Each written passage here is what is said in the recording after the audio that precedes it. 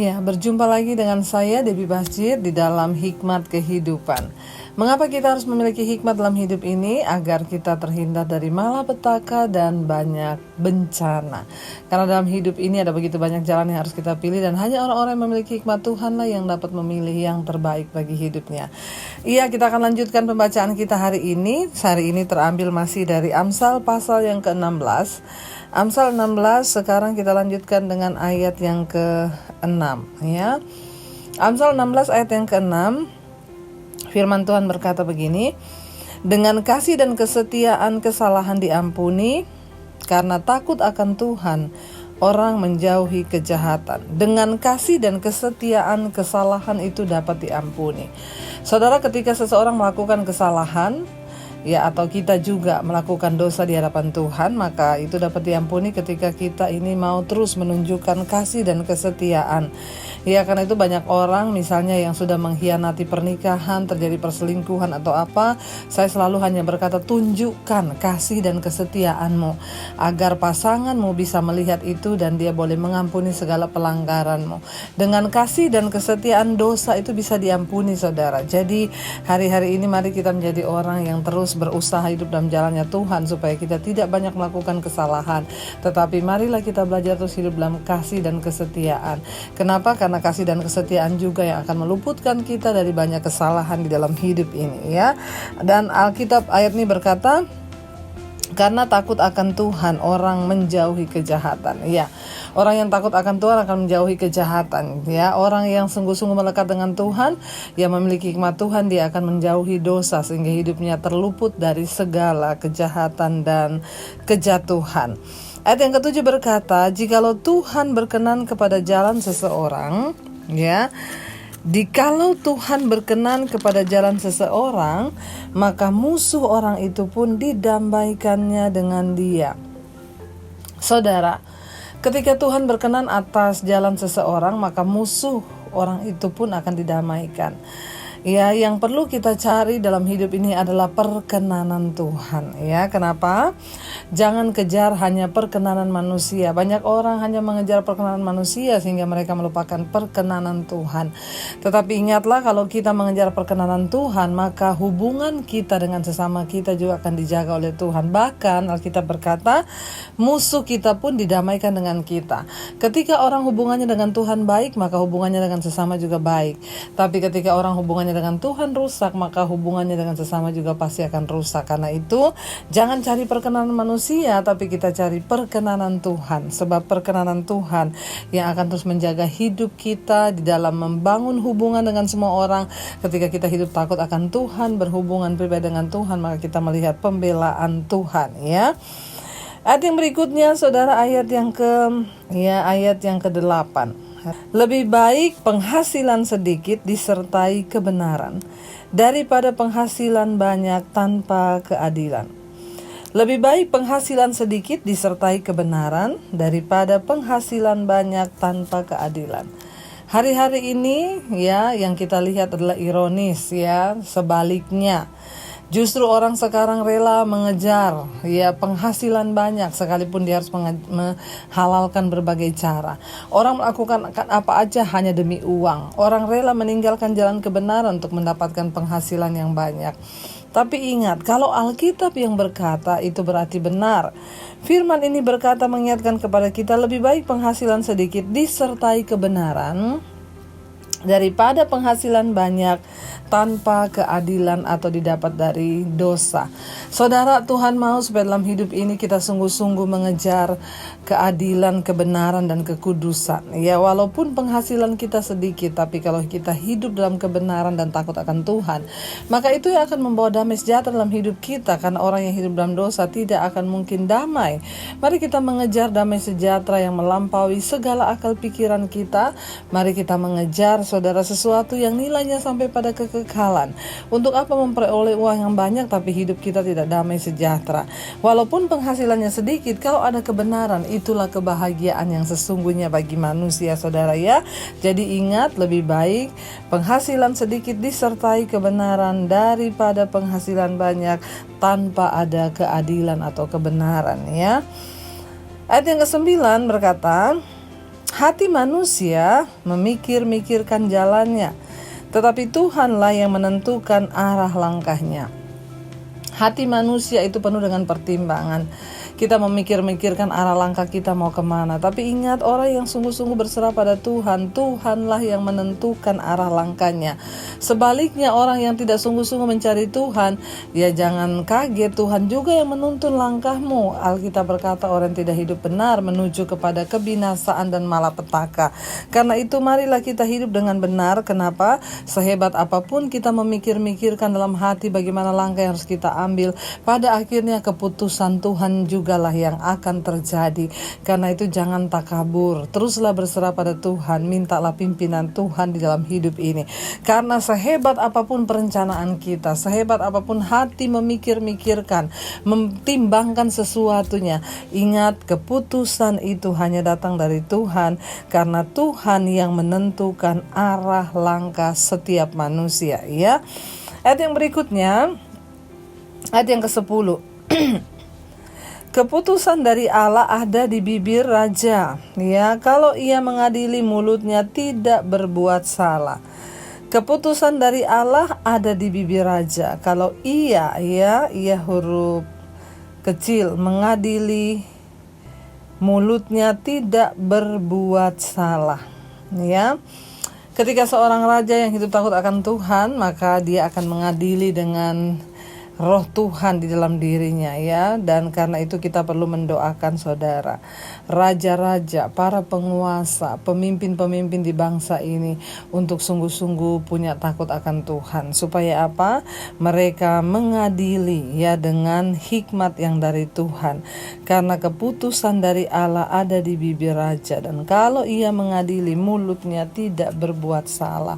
Biarlah semua para pemimpin di bangsa ini, para hakim-hakim, para orang-orang yang memiliki jubah kepercayaan, biarlah mereka sungguh-sungguh memiliki takut akan Tuhan, sehingga apa yang mereka lakukan itu mendatangkan kebaikan, ya. Iya, kita akan lanjutkan sekarang ayat yang ke-11, ya. Ayat yang ke-11 berkata, timbangan dan neraca yang betul adalah kepunyaan Tuhan. Ya, segala batu timbangan dalam pundi-pundi adalah buatannya. Ya, timbangan dan neraca yang betul adalah kepunyaan Tuhan. Segala batu timbangan di dalam pundi-pundi adalah buatannya. Jadi timbangan yang betul itu dari Tuhan, saudara. Tapi sayang sekarang ada begitu banyak orang yang menimbang serong, ya. Tetapi yang dari Tuhan neracanya itu benar-benar dan betul-betul, ya. Bahkan batu timbangan pun itu adalah buatan Tuhan, kata firman Tuhan ini. Melakukan kefasikan adalah kekejian bagi raja, karena tata menjadi kokoh oleh kebenaran. Kita akan melihat, saudara, orang-orang yang hidup melakukan kelaliman atau kecurangan itu tidak akan pernah bisa kokoh di dalam hidupnya.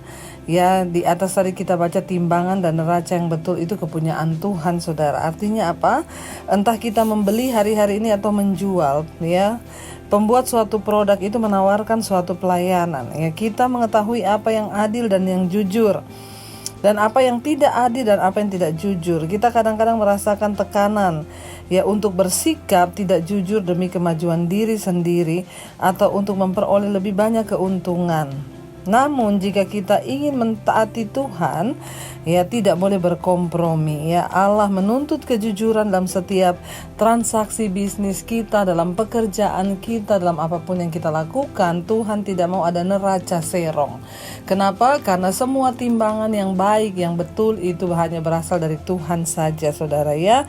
Dan sebaliknya firman ini berkata, saudara, pundi-pundi kefasikan di sini dikatakan, ya, pundi-pundi kefasikan adalah kekejian bagi raja, karena tahta menjadi kokoh oleh karena kebenaran. Kenapa kita harus berlaku jujur? Kenapa kita harus berlaku benar? Karena kebenaran itu akan menjadikan hidup kita kokoh, tahta kita kokoh, usaha kita terus ada dalam keteguhan. Kebenaran itu tidak akan pernah bisa tergoncang, karena itu teruslah hidup di dalam kebenaran. Ayat 12, bibir orang yang benar dikenan raja dan orang yang berbicara jujur dikasihinya. Bibir orang benar dikenan raja dan orang yang berbicara jujur dikasihinya. Saudara, jadi kita terus berdoa untuk menjadi orang yang benar ya, karena raja di bumi pun aja mencari orang yang jujur, apalagi Tuhan. Dan ayat ini berbicara orang yang berbicara jujur dikasihinya. Jangan anggap remeh semua kebohongan-kebohongan kecil yang sering kita lakukan. Mari kita bertobat dan berusaha untuk menjadi orang yang melakukan kebenaran, bahkan dalam ucapan bibir. Kita belajar, saudara, untuk berbicara jujur. Ayat 14, kegeraman raja adalah bentara maut. Ya, tetapi orang bijak memadamkannya, saudara ya. Di sini dikatakan kegeraman raja adalah bentara maut, tetapi orang bijak memadamkannya. Ya, bayangkan saudara, kalau raja itu udah marah sama saja dengan itu membangunkan, saudara ya, maut. Di sini dikatakan ya, kemarahan raja itu sama dengan maut. Kalau raja marah, siapapun yang dia marah itu dia berhak untuk membunuh orang yang dia marah pada zaman dulu. Tetapi firman ini berkata orang bijak akan memadamkannya. Tetapi orang bijaksana hidup takut akan Tuhan itu memadamkan amarah raja. Bayangkan saudara, kalau orang fasik menimbulkan amarah raja dan membawa kepada maut, tapi orang bijak sanggup memadamkan amarah raja itu. Wow, luar biasa. Ayat yang ke-15, wajah raja yang bercahaya memberi hidup dan kebaikannya seperti awan hujan musim semi. Ya, wajah raja yang bercahaya memberikan hidup dan kebaikannya seperti awan hujan musim semi. Ya, firman Tuhan ini berkata ya, kalau raja itu memimpin ya, dan wajahnya itu bercahaya penuh dengan kebaikan, maka itu akan memberikan kehidupan bagi orang yang dipimpinnya. Ya, dan kebaikannya seperti awan hujan musim semi, sesuatu yang dinanti-nantikan. Kebaikan raja itu dinanti-nantikan. Ayat yang berikutnya, ayat 16, memperoleh hikmat sungguh jauh melebihi memperoleh emas, dan mendapat pengertian jauh lebih berharga daripada mendapat perak. Memperoleh hikmat sungguh jauh melebihi memperoleh emas. Tidak ada yang bisa menyamai hikmat. Sekalipun orang punya harta yang banyak, tapi orang yang memperoleh hikmat, firman ini berkata, lebih dari orang yang memperoleh emas ya. Jangan pernah menukarkan hikmat, takut akan Tuhan dengan harta kekayaan. Kenapa? Karena firman sudah berulang-ulang mengingatkan kita, hikmat itu melebihi kekayaan apapun, termasuk melebihi emas ya. Dan bahkan firman ini berkata, dan mendapat pengertian jauh lebih berharga daripada mendapat perak. Jangan pernah tukarkan hikmat, pengertian, kebijaksanaan, takut akan Tuhan dengan apapun yang nilainya hanya sementara di dunia ini. Jangan pernah menjualnya. Kenapa? Hikmat Tuhan itu nilainya jauh lebih daripada emas. Menjauhi kejahatan, itulah jalan orang jujur. Siapa menjaga jalannya memelihara nyawanya. Orang jujur dan orang benar itu selalu mau menjauhi kejahatan ya. Dan orang fasik selalu berjalan menghampiri kejahatan dan dosa. Tetapi orang benar, orang jujur itu menjauhi kejahatan. Kalau dia udah lihat tuh ini kejahatan, ini dosa, dia pergi jauh-jauh ya. Tetapi di sini dikatakan saudara, siapa menjaga jalannya memelihara nyawanya. Jadi semua yang kita alami dalam dunia ini adalah hasil dari tuaian taburan kita. Kita hanya menuai apa yang kita tabur. Kalau hari-hari ini kita sedang ada masalah dan persoalan, itu karena hasil taburan kita di masa yang lalu. Misalnya kita salah menikah, kita salah memilih. Apapun selama ini kita menyanyiakan hidup takut akan Tuhan. Tapi firman ini berkata ya, siapa menjaga jalannya memelihara nyawanya. Mari jaga jalan hidup kita dalam kebenaran. Mari jaga jalan hidup kita dalam firman Tuhan. Mari jaga jalan hidup kita di dalam takut akan Tuhan. Kenapa? Karena itu yang akan memelihara nyawa kita. Jangan pernah tukarkan apapun dengan jangan pernah tukarkan hikmat dengan apapun, karena itulah yang akan memelihara hidup kita. Mari kita satukan hati, kita berdoa. Bapa, terima kasih buat hari ini. Kami percaya Tuhan Engkau berbicara bagi kami. Hikmat-Mu senantiasa menuntun kami, hikmat-Mu yang senantiasa membawa kami kepada kebenaran.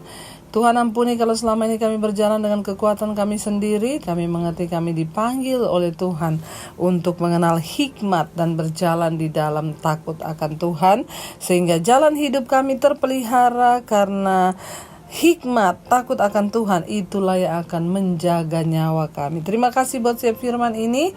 Mampukan kami menjadi pelaku-pelaku firman Tuhan supaya hidup kami berbahagia. Terima kasih Bapa, segala pujian hormat bagi Engkau. Hanya dalam nama Yesus kami berdoa dan bersyukur. Haleluya. Amin. Tetaplah hidup bijaksana agar kita mengalami kebahagiaan di dalam dunia ini. Tuhan Yesus memberkati. Jika Anda diberkati dengan channel saya, jangan lupa tekan tombol subscribe, dan jangan lupa like, share, dan komen, dan jangan lupa untuk mengklik tombol lonceng di bawah ini supaya Anda mendapatkan pemberitahuan setiap kali saya mengupload video-video yang baru. Jangan takut karena gratis. Tuhan memberkati.